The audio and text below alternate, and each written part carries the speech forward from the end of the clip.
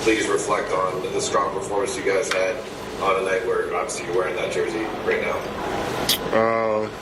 Back is doing fine. I'll be fine. But we came out very dominant. Obviously we know they're going to play with a sense of desperation, and we want to be the harder playing team. And we came out with that sense of urgency that we need on both ends of the floor. We were able to, win this, on a very emotional and special night for us, wearing the Kobe jerseys, and realizing that the first time we, played again after the tragedy was also against Portland. They was able to take that one from us at home, but we just wanted to make sure that we did everything we could to get this win for them. Hey, Anthony, Frank Vogel mentioned the plus 37 in your 17 minutes and just what you had going on both ends. Was there anything specifically that you thought helped you get to that level of effectiveness? Maybe Kobe stuff going on? What got you to that level tonight? I was just being aggressive. My whole thing is be aggressive for the rest of the time I'm here. I don't want to come out and not be aggressive. The team needs me to be aggressive, and I've been able to, find spots that I'm very comfortable and just take my time to make shots. So we're also making the right reads, and guys are making shots. So, when we're making shots, from the perimeter, from inside the paint, it opens the floor for everyone, and I just have to, take my time and make shots. And you just wonder what it's like playing with LeBron in this mode in the playoffs, right? If you see a different level that you had seen in the past, watching him in the postseason, and how you two play off each other. Obviously, we kicked it up a notch. His level of focus is definitely increased, and the entire team's level of focus increased.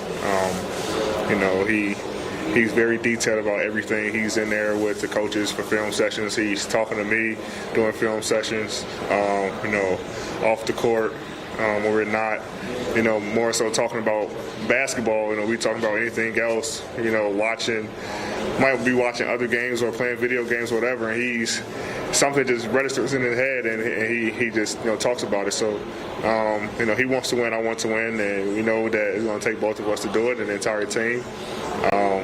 And so we're just trying to continue to find ways to get better, even after, wins like this. There's always something that we can get better at for Game 5. And, I'm pretty sure that he's going to have a list of things for me tomorrow and for our team. And so as a coaching staff, we try to get better.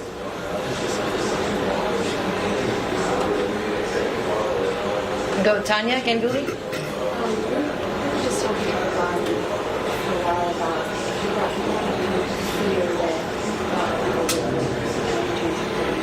I didn't hear that before. the fear that black people will and describe himself as a hero, police car run if they heard the sirens. I just wondered, from your experience growing up in Chicago, what did you associate with the police with? What was your experience? Obviously, growing up in the inner city, what Brian said is kind of the truth. I was, fortunate to, have everything I needed at home. I had a basketball ring in my backyard. Both my parents was there. Both my parents worked, had cars. Were able to go to a school outside of the inner city. But I still live in the inner city. And I've seen things, and from my perspective, from both sides, from the police side and from,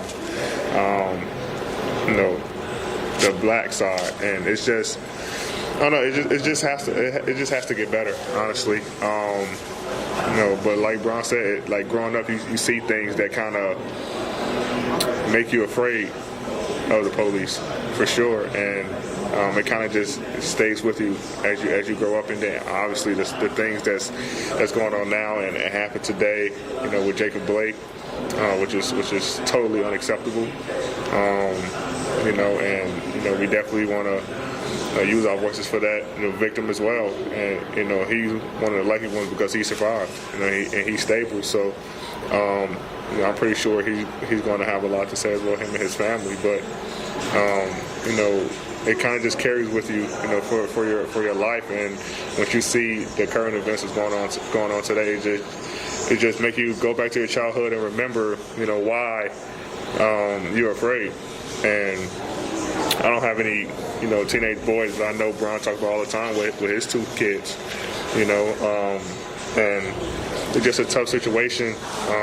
The world is scary right now. And the most we can do is use our voices. Brian talked to us about voting all the time.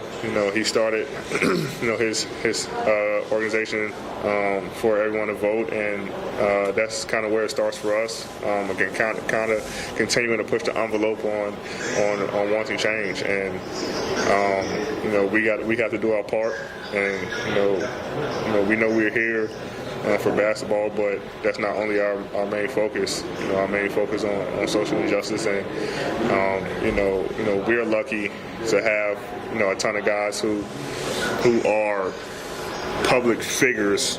Like Brian, CP, all these guys who, always on the forefront and speaking out and able to kind of guide the younger guys and to steer them in the right direction and kind of follow their lead. So, and we're fortunate as an organization to have one on our team who loves to go out there and put his foot forward, and we kind of just follow his footsteps and